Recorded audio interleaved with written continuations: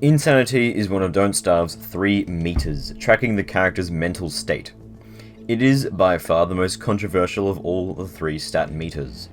Actually, no, it's probably the single most controversial thing in the entire game. And honestly, there is good reason for this. As an early player to the game, assuming you're starting to play completely blind and without any prior knowledge of the game at all, you're likely going to be wanting to avoid Insanity. Interestingly enough, the Steam descriptions for everything to do with Don't Starve contain no mention of Sanity or Insanity whatsoever. When a new player enters a world, they are likely not going to have much idea on what that weird brain thing means, especially if they start playing blind. They will soon realise what hunger and health are, most likely, and will probably focus on preventing those two from dipping too low. But eventually they will notice something different. The world's colours will start to look a bit off. The character will occasionally look around nervously, and they may even start to hear a strange barking or chanting in the background. In one way or another, this new player will eventually realise that something's up, that they're insane. And that's something that Insanity does achieve. It gives new players a shock. The ambience is creepy, the colours are somewhat eye-straining, and of course, the Insanity creatures will initially appear menacing. But once you learn what Insanity is, what it represents, what it does, it loses its shock value. Because to anyone who's played the game for any sort of decent time, Insanity is much more of an annoyance at best than something to be scared of. And this, tied in with the lack of difficulty, is the biggest problem with Insanity. There's no variation. There are only, 2 shadow creatures, which do basically the same thing. Clay could simply give nightmare creatures more health, more damage, or even a speed boost, but while this would make them harder, per se, it wouldn't really make them any more interesting. Insanity's second problem is that it's not difficult. Once you learn the highly basic kiting pattern of the 2 Insanity creatures, you're pretty much all set and will never have to worry about Insanity again, unless a creature happens to catch you off guard or in a bad state. All of this pretty much means that Insanity is often viewed as a desirable state, because of the low risk associated with having a fragile mentality, and the plentiful rewards that follow. Nightmare fuel is incredibly valuable all throughout the game. Early to mid-game, it can be used to make a variety of powerful and versatile magic items, prototyped from the Prestidigitator and Shadow Manipulator, but late game is where the fuel truly shines, along with access to the crafting recipe of many ancient items prototyped at pseudoscience stations.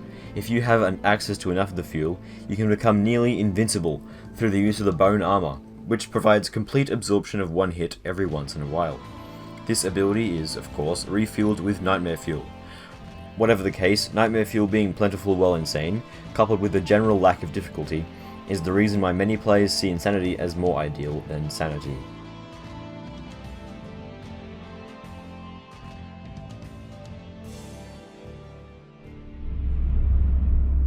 So what's the big deal? Why is there so much controversy surrounding this one game mechanic? Does it really need to affect the game so much that it has caused this many arguments among players?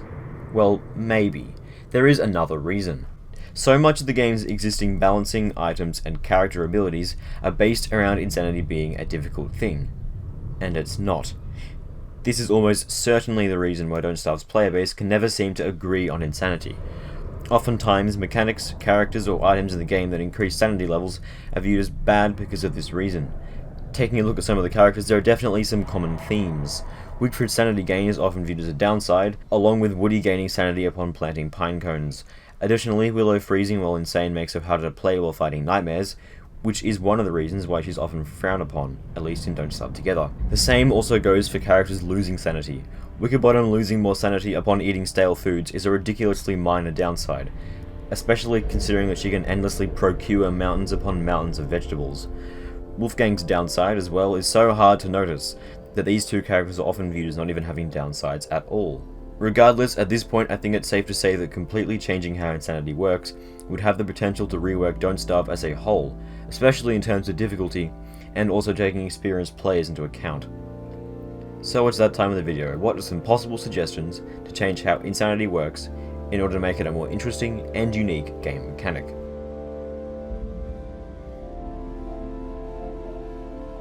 Alright, let's kick this off with a bold suggestion. Remove the sanity meter entirely. Not only will this make Insanity even more confusing and strenuous for new players, but it'll also make your exact state of mind harder to pin down. While a character's health and hunger being displayed via a meter is essentially a convention in the video game world, especially hunger in the survival genre, mental health isn't. And it's not like hidden stats are a completely new concept either. Remember, body temperature and naughtiness are still completely hidden from the player, albeit from a few visual or auditory cues.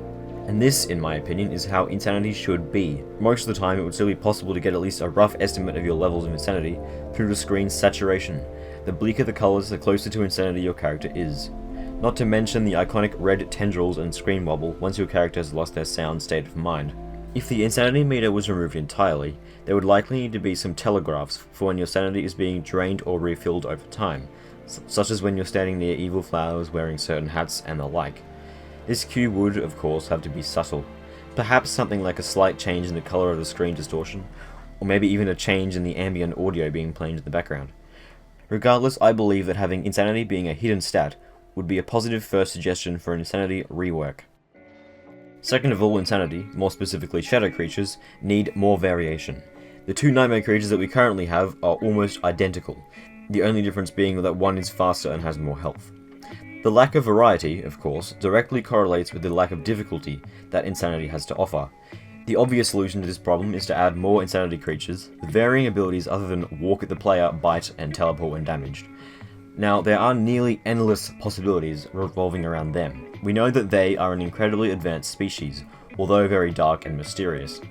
We also know for a fact that they consist of more than just crawling horrors and terrorbeaks. The Shadow Clockworks are also one of them, along with the Shadow Watcher, Shadow Hand, and Mr. Skits, which means that there's plenty of lore-related reason for them to have more than just two different combatants that are attracted to insanity. Let's kick this off with a simple suggestion. A support-oriented shadow creature who enhances the combat abilities of a singular nearby one of them. When it boosts one of its comrades, the boosted shadow creature will gain something like faster movement speed and increased attack damage, or maybe even health, which will make them a force to be reckoned with. Any shadow creature who has been buffed will receive a symbol appearing above it, such as a flame or book, that denotes the fact that it's being boosted by another. This creature will also force the player to seek out a specific enemy and kill them before the rest, in order to keep combat fresh. This shadow creature would, of course, only appear when one or more other shadows are engaged with the player. If the player attempts to engage them, the creature will teleport away to a random location, but will only be able to do so every once in a while. Once the only active shadow creatures in the vicinity are the supporting type, they will all let out a call of frustration and then teleport away, or despawn, leaving the player alone. When killed, a buffed creature may even have a chance to drop additional nightmare fuel.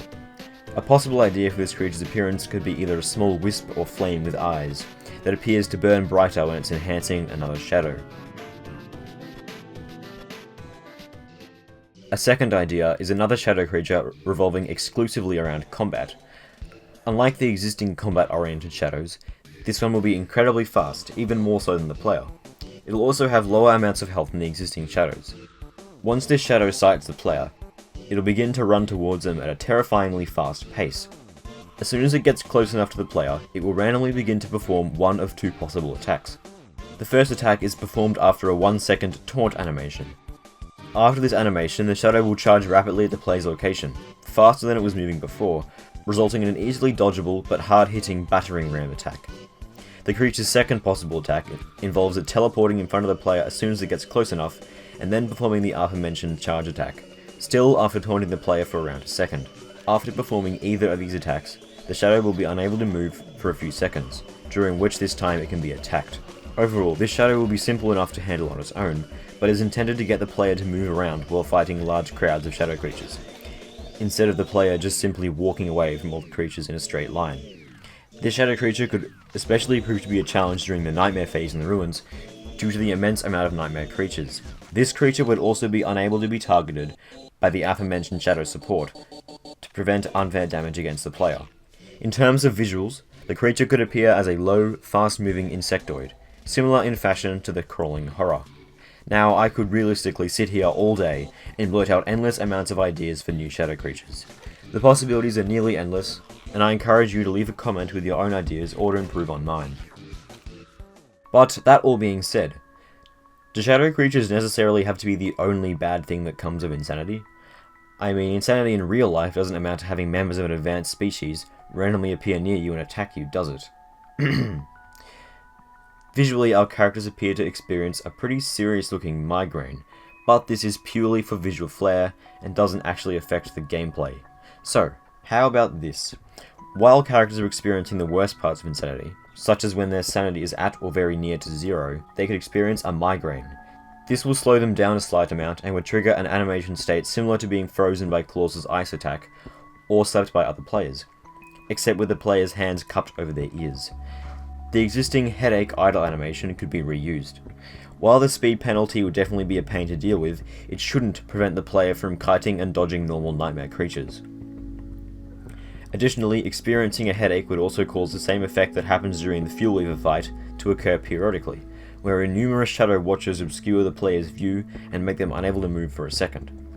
The only design-related problem with headaches is that they don't provide any benefit to the player, instead being a state which offers no desirability whatsoever. Insanity as a whole is, or should be, a risk-reward scenario, in which players risk taking large amounts of damage in exchange for a rare resource. Migraines don't really enforce this, and there isn't really anything beneficial I could even think of that experiencing a headache would provide. But regardless, it would be interesting to see some side effects produced by being insane that don't revolve around them. In short, some major changes need to be made to Insanity in order to make it a more interesting and engaging game mechanic. Insanity's lack of difficulty causes many problems, since so much of the game, including item and character balance, is based on the idea that Insanity is so difficult to deal with, which it currently isn't. Additionally, Insanity rewards the player with nightmare fuel. Being insane is the only truly efficient way to farm nightmare fuel, which is a rare and useful material, leading to Insanity not providing enough of a danger to players looking to farm fuel. And that's pretty much it for this video. As per usual, please feel free to leave your own ideas or critique in the comments section. Any construction upon my own ideas or simply a presentation of your own is greatly appreciated. Thanks for watching, may Clay be with you all, happy belated holidays, see you next time.